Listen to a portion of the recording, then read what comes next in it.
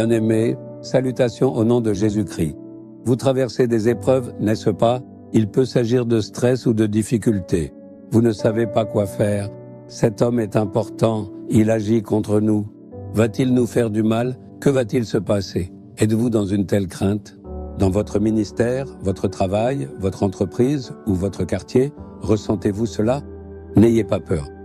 Il y a un Dieu pour vous. Vous vous demandez, que va-t-il faire? Dans 2 Chroniques 20, 17, tenez-vous là et vous verrez la délivrance que l'Éternel vous accordera. Juda et Jérusalem, ne craignez point et ne vous effrayez point. Une immense armée est venue faire la guerre. Et ce n'est pas tout. 3 types d'armées se sont alliés. Le roi Josaphat s'inquiète de savoir comment il pourra les vaincre. Dieu parle par l'intermédiaire d'un prophète. Tu n'as pas à livrer ce combat, tiens-toi là et regarde. Je vais combattre pour toi. Observe simplement ce que je vais faire. N'aie pas peur, ne sois pas troublé. Dieu le réconforte. Voyez, Dieu a accompli un grand miracle et a accordé une immense victoire. Parfois, cela se passe ainsi. Pour certaines choses, Dieu dit « Va te battre, je te donnerai la victoire ».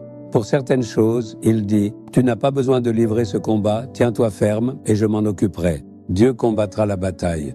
Un jour, un officier de police haut placé a causé un énorme problème. Intentionnellement, il créait des problèmes avec des accusations fausses et sans fondement. Il nous mettait sous pression et nous causait beaucoup de souffrance. Ils sont venus me dire « Nous ne savons pas quoi faire, c'est un officier puissant, que pouvons-nous faire ?» Nous n'avons rien fait de mal, nous sommes justes, mais il voulait nous reprocher quelque chose.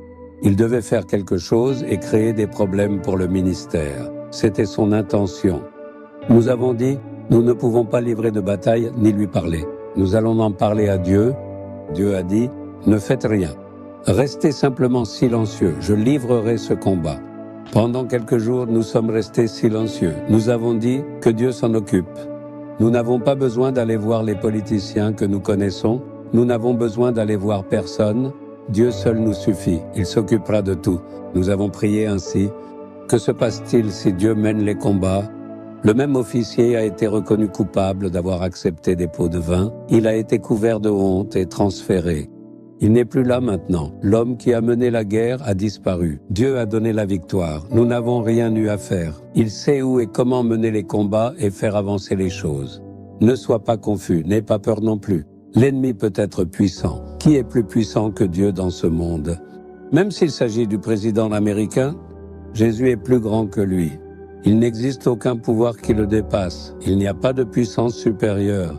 Il est plus grand que tous. S'il combat, même les puissants ne seront plus rien. Pourquoi as-tu peur? Compte sur lui. Ne sois pas confus, n'aie pas peur non plus. Dis, tu combattras pour moi. Je resterai silencieux, Seigneur. Reste silencieux quelques jours. Regarde ce qui va se passer. Père, tu es un Dieu qui mène nos combats. Tu es un Dieu qui nous donne la victoire. Tu combats pour ce fils, cette fille qui a peur et qui est confuse. Tu leur donnes la victoire et tu les rends heureux. Faites un miracle pour eux. Au nom de Jésus, je prie. Amen, amen.